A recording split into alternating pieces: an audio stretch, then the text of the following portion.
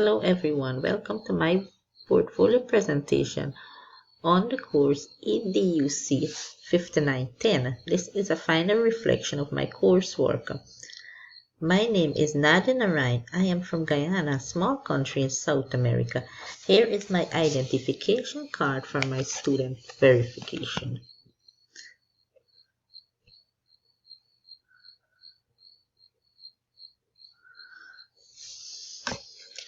I have been a teacher for the past 27 years.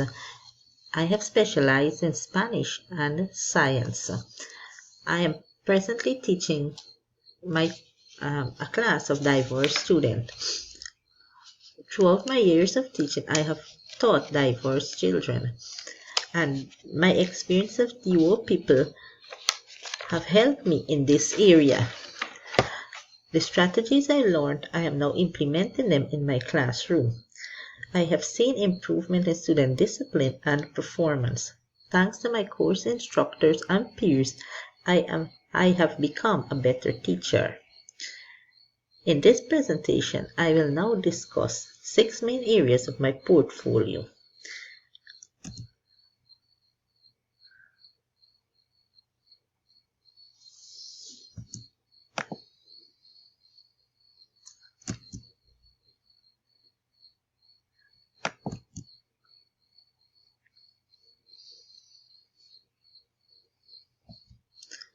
I will now give an overview of the contents.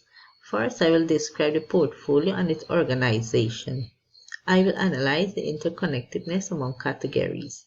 Then I will explain how the portfolio reflects my teaching philosophy. I will then analyze how the artifacts capture a sense of me as a teacher and my understanding of teaching and instructional process. I will then discuss the challenges I experienced while creating the portfolio and how I overcame them. Lastly, I will describe how I imagine using the portfolio in my work as a teacher. Description of my portfolio. My portfolio is a compilation of the academic and professional materials that exemplify my beliefs, skills, qualification, education, training, and experiences. It provides insight into my personality and work ethic. My portfolio is made up of resources from all 13 courses that I have studied at UO People, which included work from my discussion, forums, written assignments, weekly portfolios, and other resource material that will be helpful during my teaching career. Organization of my portfolio. I have utilized the Evernote platform where I have created my main research and practice portfolio notebook. The contents of 13 courses are recorded in separate notebook tabs categorized under the course name. From the first course, EDUC 5220, Curriculum Design and Instructional Decision Making, to the last course, EDUC 5910, Applied Research Inquiry. Each course notebook is further subdivided into research, practice, and reflection portfolios. These cover the 8 units for each course, with course name, week, and instructor's name at the top. Each unit contains topics, videos, pictures, and other web sources. Now I will show you how I've organized my portfolio on the Evernote platform. So here is my Evernote account with all 13 of my courses. Each one of my courses here, they are divided into 3 sections. So we have the reflection portfolio, the practice portfolio, and the research portfolio. So we have the research portfolio here, where I have added items which I have researched, mostly videos, for the units 1 to 8 in each. So in each course, I have research materials added into the research portfolio. For units 1 to 8, additional resources I have placed there. Then we have the practice portfolio. Here is where I have practical work which have been done in the classroom. So we have here a unit 5 with whatever examples of elements shown in the classroom. It might have rules for the classes. Those are things that I may add in the practice portfolio, even lesson plans. Then I have the reflection portfolio. In the reflection portfolio, I have reflected on each one of the units for the course. So for unit 1 to 8, in each of the courses, the 13 courses, I have reflected on each of the units. So each course would have these 3 parts: reflection portfolio, practice portfolio, and research portfolio. This is for EDUC 5220 curriculum design and instruction, which was my first course at UO People. Now I will look at the analysis of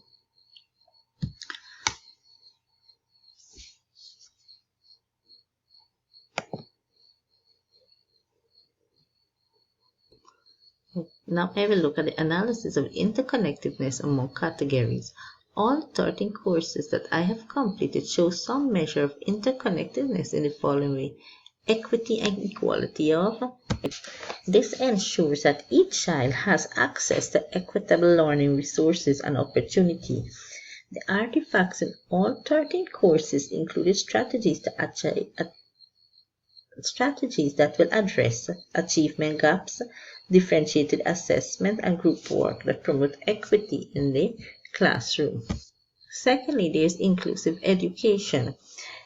For artifacts from all 13 courses show a variety of strategies for creating an inclusive and interested learning environment. These include personal instruction,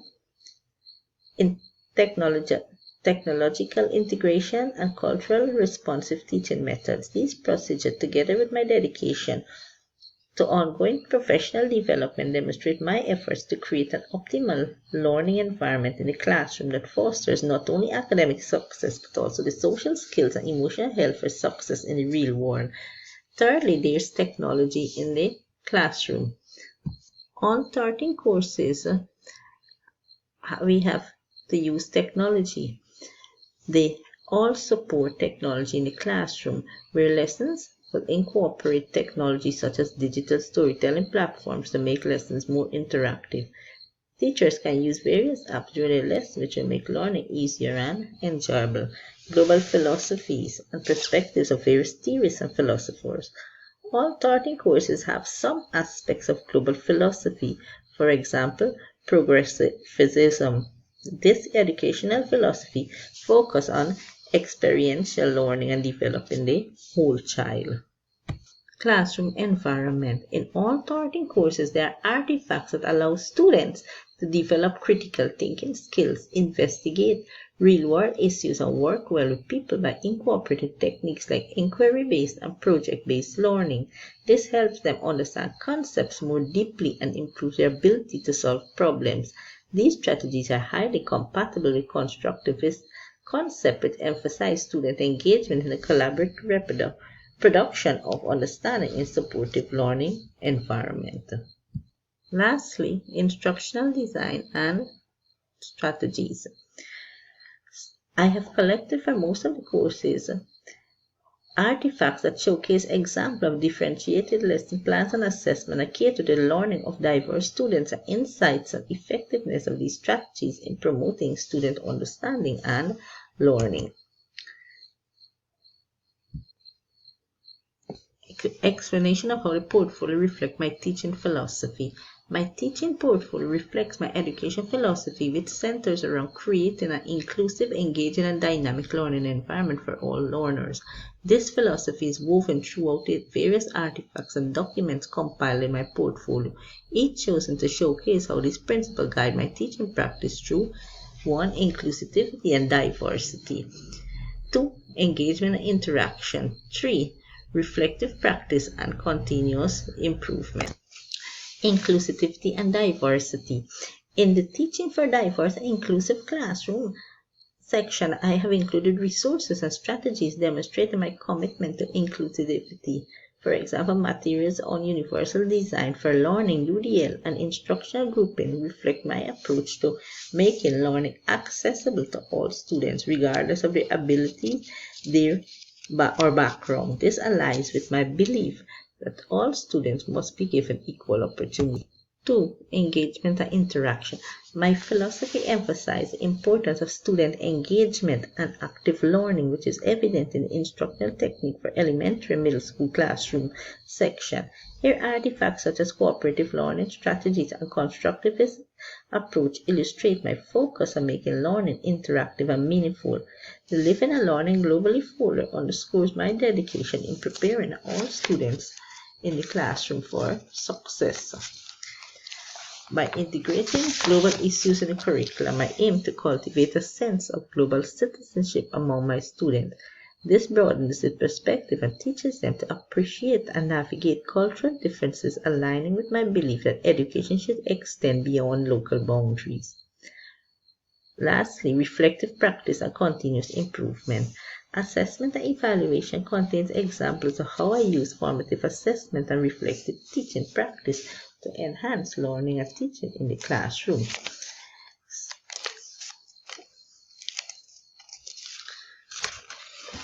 These artifacts showcase my commitment to using assessment as a tool for feedback and improvement rather than just evaluation. This reflects my philosophy that teaching should be an interactive process where continuous reflection and adaptation are key to meeting students' evolving needs.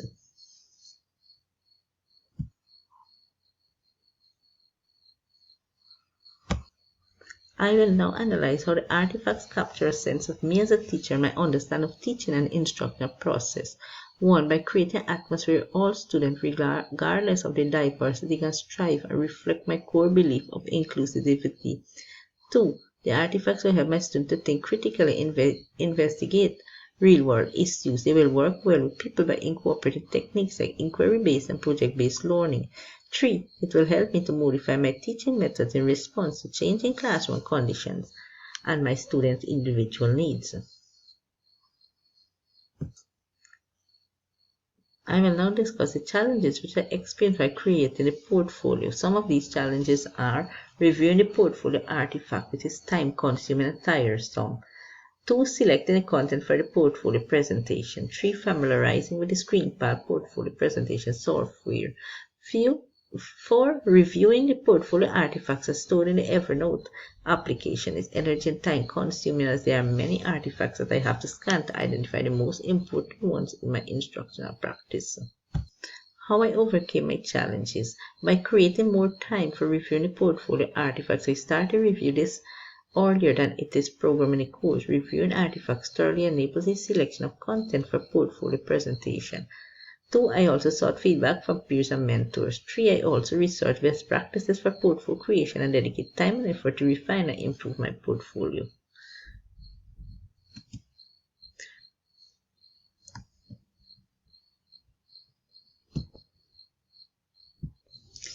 I will now describe how I imagine using a portfolio in my work as a teacher. 1. It will serve as a guide for designing lessons. It will serve as a collection of resources for future use. 3. It will act as a reflective framework, allowing me to document my professional growth and analyze student outcome. 4. It will also serve as a resource to mentor newer recruits. 5. The portfolio will also function as a collaborative platform with me and my peers. And lastly, it will support future job opportunities.